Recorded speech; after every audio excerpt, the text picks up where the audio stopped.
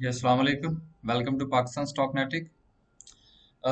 ये हमारी दूसरी वीडियो है जी। और जैसा कि मैंने पहली वीडियो में भी ये चीज़ गुजारिश की थी कि अब ये एक एक्सपेरिमेंट हम करने जा रहे हैं कि जिसमें हमारी कोशिश ये होगी कि KMI 30 जो है उसको भी डिस्कस किया जाए, क्योंकि ये बहुत इम्पोर्टेंट इंडेक्स है।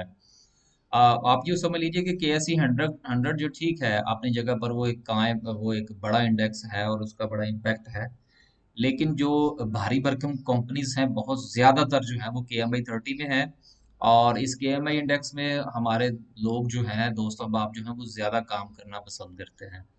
तो हमें सुजेशन आई थी कि जी आप इसको जो है वो भी इसके ऊपर भी डिस्कस करें। तो अब हमने ये दो पार्ट्स कर दिए हैं। पहला पार्ट जो हुआ करेगा वो ये होगा कि जिसमें हम KSE 100 इंडेक्स, उसके साथ हम उसकी कैंडल और कुछ जो है वो ग्राफिकल व्यू वगैरह डिस्कस किया करेंगे, और दूसरी कैंडल जो है उसमें KMI 30 और उसके साथ जो है मार्केट समरी, और उसके अलावा KMI 30 की इट्स सेल्फ कैंडल जो है वो भी हम डिस्कस करेंगे।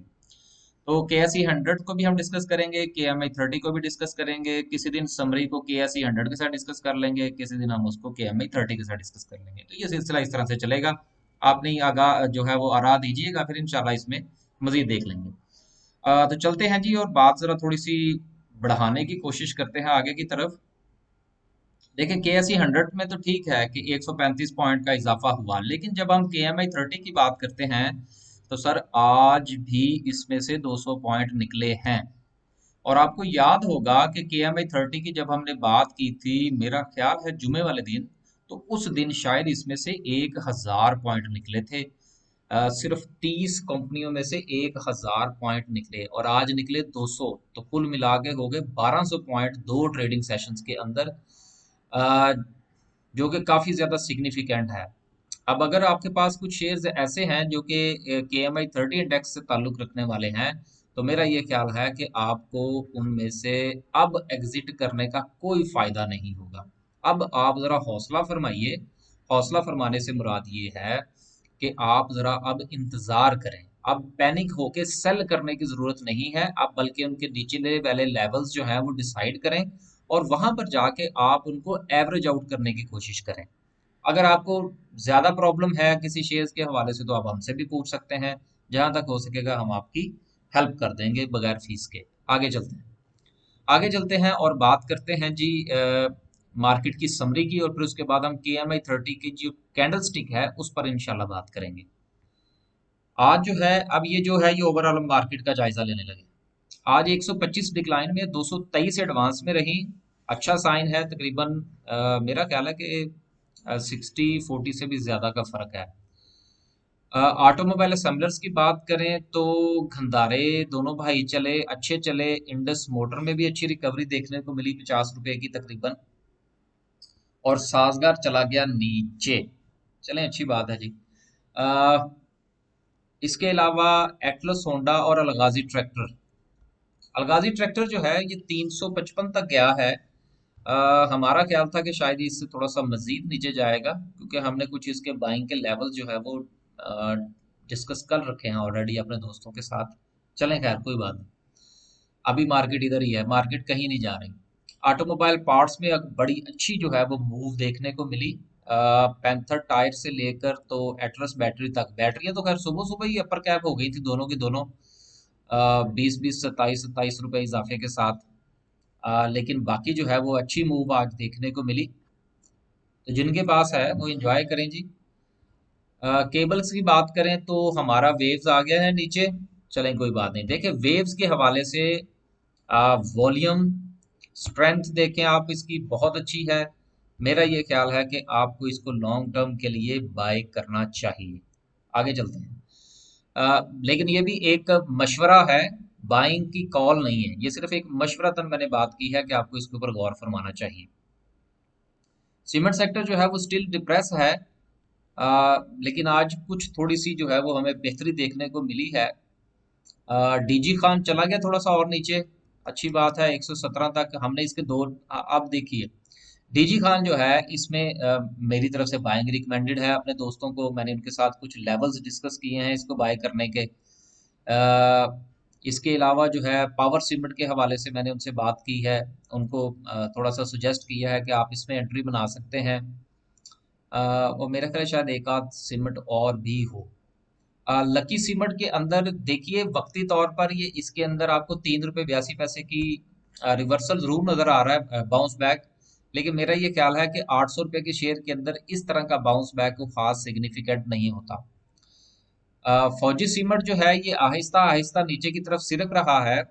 मेरा ये ख्याल है कि फौजी सीमेंट के हवाले से आपको गौर करना चाहिए। काफी अरसे से इसके अंदर कुछ खास वॉल्यूम नहीं लगा, तो अब जो है वो चांसेस हैं कि इसके अंदर वॉल्यूम लगेंगे। आगे चलते हैं, आगे चलते हैं और केमिकल सेक्टर की बात करते हैं। ओके, आगे चलें जी, आगे चलें, कुछ चीज नजर आ गई थी। केमिकल सेक्टर के हवाले से डेस्कॉन ऑक्सीकैम जो है ये अच्छा शेयर है, अच्छे लेवल पर है। मेरा ये ख्याल है कि इसके ऊपर गौर फरमाना चाहिए। इसके अलावा हम्म, आगे चलें तो लोटे केमिकल के अंदर 11 पैसे का इजाफा है। पाकिस्तान ऑक्सीजन के अंदर 25 पैसे का इजाफा है। और सितारा केमिकल्स के अंदर 3 रुपये 19 पैसे की कमी है। यार ये सितारा केमिकल्स के हवाले से मैं काफी दिनों से एक बात देख रहा हूँ कि ये डिक्लाइन का शिकार है। इसके बारे में कोई खास इंफॉर्मेशन हो अगर किसी के पास तो कोई शेयर कीजिएगा, क्योंकि मैंने इसका जायजा लिया है। ये बेचारा बड़ी मार खा रहा है। तो अगर किसी के पास कोई न्यूज़ वगैरह हो तो वो डिस्कस कीजिएगा। डिस्कस क्या करनी है यार, इन्फॉर्म ही कर दीजिएगा। कमर्शियल बैंक्स, देखिए बैंक्स के अंदर ना सिर्फ कि आज हमें बढ़ोतरी नजर आई है सिल्क बैंक के वॉल्यूम के अंदर, बल्कि थ्रू आउट अगर हम देखें तो सर ये तो बड़ा जबरदस्त जो है वो रिवर्सल है। देखें एलाइड बैंक के हवाले से मैंने बहुत सारे दोस्तों को कह कह के जबरदस्ती वाली बात है कि उनसे मैंने कहा था कि यार इसके अंदर जो है वो आप अपनी बाइंग करें, ये अच्छा शेयर है। तो थोड़ा सा वक्त इसके ऊपर बुरा आया हुआ है। तो बहरहाल अच्छा रिवर्सल है, कल भी 75 तक गया था, आज भी 75 तक गया है, वॉल्यूम भी अच्छा है। और हमने जो बाइंग लेवल डिसाइड किया था उससे तो खैर अब ये ऊपर आ चुका है। आगे चलते हैं जी, बीओबी की बात करें तो बीओबी बहरहाल स्टिल जो है वो अभी इतने बुरे लेवल पर नहीं है, इसको देखा जा सकता है। फैसल बैंक भी ठीक है, इतना बुरा नहीं है। जीएस के अंदर 10 पैसे का इजाफा है। और एमसीबी कहाँ गया, एमसीबी हाँ, एमसीबी के अंदर जो है वो 28 पैसे का इजाफा है। देखिए बैंक्स में से अगर आप एमसीबी को देखें तो इसके अंदर बहरहाल हमने जो है वो कुछ बाइंग लेवल डिसाइड किए हुए हैं। मैंने दोस्तों को रिकमेंड किया है ये बाय करने के लिए, एमसीबी भी, जेएस बैंक भी रिकमेंड किया है। इसके अलावा मैंने एलाइड बैंक भी रिकमेंड किया हुआ था। बीओबी तो आपको पता है कि मैं हमेशा से ही रिकमेंड करता हूं अगर अच्छे लेवल पर हो तो बैंकिंग बैंकिंग सेक्टर बहरहाल अभी भी बुरे बुरे लेवल पर नहीं है। बुरे लेवल से मुराद ये है कि अभी इतना ऊपर नहीं गया। इंजीनियरिंग सेक्टर की बात करें तो इंजीनियरिंग सेक्टर में भी मिला जुला सा रुझान है। अमरेली जो है इसके अंदर सिर्फ 28 पैसे का इजाफा है। मैंने पहले भी कहा था कि अमरेली अगर आपको 40 के करीब मिलता है तो बुरा लेवल नहीं होगा। आयशा स्टील में 54 पैसे का इजाफा है, ठीक है। और INIL जो है वो पहुंचा 213 रुपए पर, यह भी अच्छी बात है। आगे चलें जी, फर्टिलाइजर सेक्टर की बात करें तो फौजी फर्टिलाइजर बिन कासम में 58 पैसे का इजाफा है। और फौजी फर्टिलाइजर में 49 पैसे की कमी है। आरफ हबीब फातिमा फर्टिलाइजर, देखिए फातिमा फर्टिलाइजर अगर आपको 28 रुपए से नीचे या और 27 रुपए के करीब अगर मिले तो ये बुरी प्राइस नहीं होगी। बाकी अगर आप इसको 28 पर खरीदेंगे तो ये 10 पैसे ऊपर 10 पैसे नीचे ही सिर्फ फिरता रहेगा। फूड सेक्टर की बात करें तो इसमें हम देखेंगे नेशनल फूड कहाँ तक पहुंचा है, तो 229 रुपए पर। मैंने आपको इसके दो टारगेट बताए थे, 228 और 240, जहां तक मेरा ख्याल है। तो 228 से तो बहरहाल ये ऊपर निकल चुका है। अब जिनके पास है तो वो देख लें, उन्होंने मजीद वेट करना है या यहीं पे सेल करना। बाकी बात करें तो अल शहीर मेरा ख्याल है कि काफी ऊपर निकल चुका है, अब इसमें एंट्री बनाने की वो खास रीजन हमें नजर नहीं आ रही। अ, उसके अलावा बस और कुछ नहीं जी। ग्लास की बात करें तो अभी नहीं करेंगे। इंश्योरेंस सेक्टर जो है इसको भी छोड़ दें। इन्वेस्टमेंट बैंक्स की बात करें तो 786 मजीद 46 पैसे नीचे। जिनके पास है अब जरा हौसला कीजिएगा, इसने भी थोड़ा सा और नीचे जाना है। देन ये शायद there is a chances to reverse back, bounce back sorry. First national equity की बात करें तो आज 16 पैसे का इजाफा रहा। इसने 10 रुपये समथिंग लगाया था, अब ये आया है नीचे। और नीचे हाथ लगाने के बाद मेरा ये ख्याल था कि शायद ये 8 रुपये 70 पैसे तक जाएगा, लेकिन ये नहीं गया। आगे आप लोग समझ गए होंगे कि मैंने 8 रुपये 70 पैसे जो है वो लफ्ज क्यों इस्तेमाल किया। आगे चलते हैं। आगे चलते हैं और देखते हैं मजीद कुछ। हम्म, एस्कॉर्ट कहाँ तक पहुंचा? नहीं यार अभी नहीं।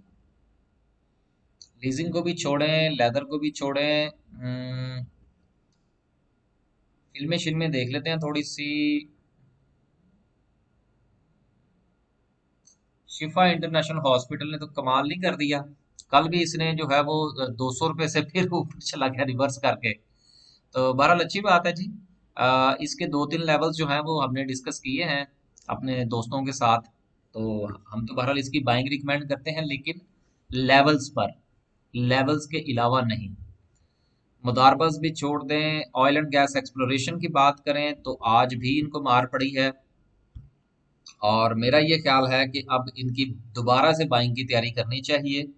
ऑयल एंड गैस एक्सप्लोरेशन की बात कर रहा हूँ, और इसमें से कुछ एक दो शेयर्स हैं OGDCL वगैरह, जिसका मैंने कुछ लेवल्स जो हैं वो अपने दोस्तों के साथ डिस्कस किए हैं कि जहाँ जहाँ पर इनको देखा जा सकता है। PPL की अगर आप बात करें तो इसको बहरहाल मेरा ये ख्याल है कि अगर 80 रुपये ये टच करता है तो ये इतनी बुरी प्राइस नहीं होगी PPL के लिए। वहां पे आप इसको बाय कर सकते हैं 80 रुपये पर। और देन जब 85 के करीब करीब वापस आए 7 के ऊपर, तो आप इसको सेल कर दीजिएगा। ऑयल एंड गैस मार्केटिंग की बात करें तो अटक पेट्रोलियम में 94 पैसे का इजाफा, और हेस्कोल जो है वो बेचारा आज फिर लोअर कैप पे बंद बंद होते होते रह गया। बहुत मामूली सी कमी है। देखें अभी इसको 3-4 दिन मजीद मार पड़ेगी। हेस्कोल की बात कर रहा हूँ। चले मैं आपको बता ही देता हूँ, अगर आपने इसमें एंट्री फरमानी है तो 7 रुपये 70 पैसे जो है वो आपका टारगेट होना चाहिए। उसके आगे पीछे आपको इसमें एंट्री लेनी चाहिए, और वो भी 25 से 30% के साथ। अब इसका क्या मतलब है? इसका मतलब ये है कि अगर आपने ये इरादा रखते हैं कि आपने इस कंपनी के 10,000 शेयर खरीदने हैं, तो आपने 2500 से 3,000 शेयर जो हैं वो आपने 7 रुपये 70 का टारगेट बना के रखना है। वहां पर आप बाय कर लीजिएगा। एंड देन इसका अगर ये मजीद नीचे की तरफ जाता है तो इसका निचला लेवल दोबारा से डिसाइड करना पड़ेगा। देखें चीजें जो है वो हमेशा स्टेप्स में बाय करें और स्टेप्स में सेल करें। इस तरह मार्केट के ऊपर वाली मूव का भी आपको जो है वो टेस्ट मिलता रहता है, और निचले वाली मूव का भी। और मार्केट कभी भी जो है वो डायरेक्ट ऊपर या डायरेक्ट नीचे नहीं जाती, बल्कि वो जिग जैग में सफर करती है। तो जब आपने स्टेप बाइंग की होगी और स्टेप सेलिंग की होगी, तो चाहे मार्केट ऊपर जाए तो आप उसको ऊपर वाले लेवल पे सेल कर सकते हैं, जब मार्केट नीचे जाए तो आप उसको निचले लेवल पे खरीद सकते हैं। तो इस तरह स्टेप्स के अंदर बाइंग करें, स्टेप्स के अंदर सेलिंग करें, तो मुझे उम्मीद है कि इंशाल्लाह अच्छा रिजल्ट निकलेगा। पेपर और बोर्ड की बात करें तो माशाल्लाह बेहतरीन है जी। अच्छा अच्छा अच्छा खासा जो है वो हमें मार्केट के अंदर ये चीज़ नज़र आई है आज, स्पेशली पेपर एंड बोर्ड के अंदर। चलिए अच्छी बात है यार। अभी मैंने इसका जायज़ा लेना था, लेकिन मैं नहीं लिया इस सेक्टर का। लेंगे इंशाल्लाह जब थोड़ी सी डिप लेगा तो। फार्मास्यूटिकल की बात करें तो सिरल कहाँ पहुंचा है? सिरल के अंदर 46 पैसे का इजाफा। और फेरोसन जो है वो भी 3 रुपए नीचे है। एबट लेबोरेटरीज, यार एक और था हाइनोन लेबोरेटरीज, अच्छा उसके अंदर 4 रुपए का इजाफा है, और एबट के अंदर है 10 रुपए का इजाफा।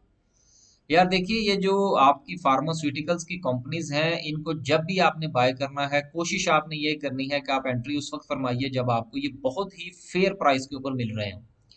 अ, ये ऐसे शेयर्स हैं क्योंकि ये भारी भरकम शेयर हैं। भारी भरकम से मुराद ये है कि काफी महंगे शेयर हैं, फिर ये देते दिलाते हैं कुछ खास नहीं है।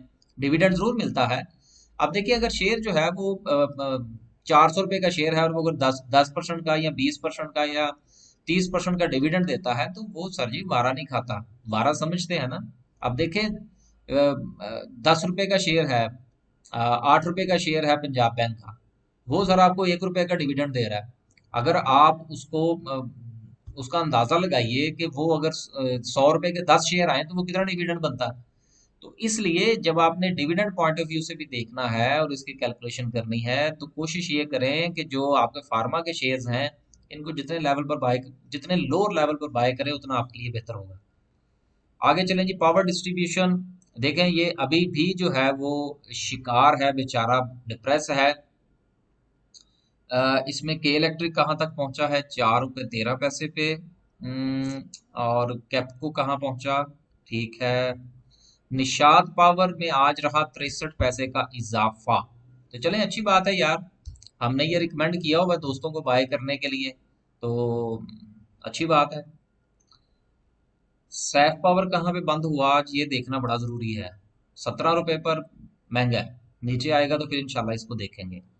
रिफाइनरीज की बात करें तो पाकिस्तान रिफाइनरी में सिर्फ 4 पैसे का इजाफा है और नेशनल रिफाइनरी जो कि 500 रुपए का शेयर है उसमें सिर्फ 2 रुपए 61 पैसे का इजाफा। अब आप अगर मार्केट का बगौर जायजा लें पूरी की पूरी समरी का तो दो चीजें जिसमें आपको डिप्रेशन नजर आ रहा है, दो क्या बल्कि वो कहने को एक ही है, वो ऑयल एंड गैस सेक्टर है। क्योंकि रिफाइनरीज का ताल्लुक भी इसके साथ है, ऑयल एंड गैस एक्सप्लोरेशन का ताल्लुक भी इसी के साथ है, ऑयल एंड गैस मार्केटिंग का ताल्लुक भी इसी के साथ है। ठीक है रिफाइनरीज के अंदर आपको थोड़ा सा आज इंप्रूवमेंट नजर आ रही है, लेकिन सर 500 रुपए का शेयर जो है वो अगर 2 रुपए ऊपर गया है तो इसको क्या आप कहेंगे। मैं तो इसको अभी स्टिल यही समझूंगा कि ये आज के दिन तो नो लॉस नो प्रॉफिट पे खड़ा है। तो ये पूरा का पूरा सेक्टर अभी डिप्रेस है। मेरा ख्याल ये है कि वो टैक्स वैक्स के मामलात जो हैं वो अभी तक पूरी तरह से क्लियर नहीं हो पा रहे। शुगर की बात करें तो आय हाय हाय हाय हाय हाय, शुगर तो मैं कहता जी शुगर करा दी थी लोगों ने। देखेंगे जी इंशाल्लाह, करेंगे बात इस पे भी। टेक्नोलॉजी सेक्टर की बात करें तो एवेंसियन आ गया है नीचे, आता जाए जी। हमने तो 96 प्लस पे जो है वो दोस्तों से कहा था कि इधर उधर हो जाएं, जो कि हो गए हैं। मीडिया टाइम्स के अंदर भी वॉल्यूम अच्छा था आज, नेट सोल के अंदर भी अच्छा था। हम्म, हमारे बाइंग लेवल पर अभी इसमें से कोई शेयर नहीं है जी। एक शेयर है, वो हमने अपने दोस्तों को रिकमेंड किया है बाय करने के लिए। तो चलते हैं आगे। टेक्सटाइल कंपोजिट की बात करें तो निषाद मिल्स जो है वो, अब ये देखें निषाद के शेयर्स के हवाले से मैंने आपको पहले भी कहा था लास्ट वीडियो के अंदर, आज फिर कह रहा हूँ कि इसके अंदर प्रेशर है। ये प्रेशर नहीं है, ये अपॉर्चुनिटी है। आगे आप लोग खुद समझदार हैं। अब ये निषाद मिल्स का शेयर जो है ये अगर आपको 90 रुपए पे मिले तो आंखें बंद करके खरीद लीजिएगा। आगे चलते हैं। ये मैं बाइंग कॉल नहीं दे रहा, ये सिर्फ मशवरा दे रहा हूँ। मशवरे और बाइंग कॉल में फर्क होता है।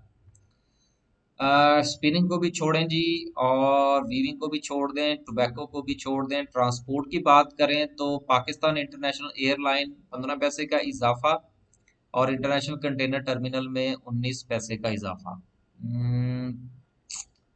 नहीं भाई, अभी इनमें से कोई भी बाइंग प्राइस पे नहीं है।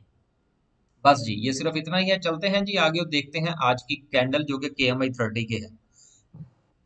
देखिए ये KMI 30 है जो हमने पिछली वीडियो के अंदर डिस्कस किया था, वो था KSE 100। अब ये KMI 30 का इंडेक्स है और उसकी ये कैंडल है। अब लास्ट टाइम जो इसकी जो सपोर्ट थी वो थी तकरीबन तकरीबन 78,000 पर, और इस वक्त जो है वो मार्केट जहां पे आके खड़ी है वो है 76,287 का पॉइंट। मेरा ये जाती तौर पर ख्याल है कि मार्केट जो है वो 75,482, जिसको आप लोग 75,500 भी कह सकते हैं, वहां से KMI इंडेक्स जो है इसको यहाँ से रिवर्स लेना चाहिए। ये एक अच्छी सपोर्ट है। और एक चीज और, अगर मार्केट यहाँ से रिवर्स लेकर ऊपर की तरफ जाती है 77 78 की तरफ और वहां से वो रिवर्स बैक करती है तो फिर मार्केट जो है वो कोई इसमें से 2 से 3 हजार के करीब पॉइंट और निकाल सकती है। तो इसलिए KMI 30 जो है इसके अंदर बाइंग अपॉर्चुनिटी जो है वो अच्छी खासी जनरेट हो चुकी है। अगर हम यहाँ पर बात करें अपने कुछ इंडिकेटर्स की, जिसमें पहला इंडिकेटर जिगजैग है, वो क्या कह रहा है? तो जिगजैग का कहना ये है कि उसने KMI 30 जो है इसका हाई डिसाइड कर दिया है, और अब इसने इसका लो डिसाइड करना है। और दूसरी तरफ अगर हम बात करें, एक मिनट जी, एक चीज रह गई है कंफर्म करते हुए। यस, हाँ ठीक है, 76,287 है ये। असल में मैं थोड़ा सा इसको चेक भी करता रहता हूँ, क्योंकि ये प्राइवेट वेबसाइट जो है ना, investing.com हो गई या दूसरी हो गई, इनके अंदर बाज़ औक़ात चीज़ों का काफ़ी फ़र्क आ जाता है। तो थोड़ा बहुत फ़र्क तो खैर चलता है कुछ पॉइंट्स का, लेकिन अगर ज़्यादा फ़र्क हो तो फिर वो कैलकुलेशंस आउट हो जाती हैं। RSI की बात करें कि इसका RSI कहाँ पहुंचा है, तो चूंकि ये देखना बड़ा ज़रूरी है, तो यस, अब आप ये देखिए कि KSE 100 का जब हमने डिस्कस किया था तो वो तकरीबन तकरीबन मेरा ख्याल 40+ था। और जब हम KMI 30 की बात कर रहे हैं, तो यहाँ पर RSI जो है वो आपको फ्लैट होती हुई नजर आ रही है। यहाँ पर RSI आपको ये बताना चाह रही है कि मार्केट की इस इंडेक्स की नीचे गिरने की जो स्पीड थी उसमें कमी वाकया हुई है, और किसी हद तक उसके अंदर ठहराव आया है। लेकिन RSI जो है वो चूंकि 39 पर है, 50 से नीचे है, इसको हम डिक्लाइन ही कंसीडर करते हैं।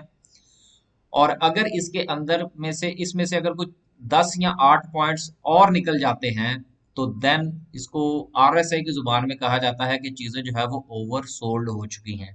और आपको पता है कि RSI के पॉइंट ऑफ व्यू से अगर चीजें ओवर सोल्ड हो जाएं और RSI जो है वो 30 पर हो, तो उसको एक अच्छी बाइंग अपॉर्चुनिटी जो है वो कंसीडर किया जाता है।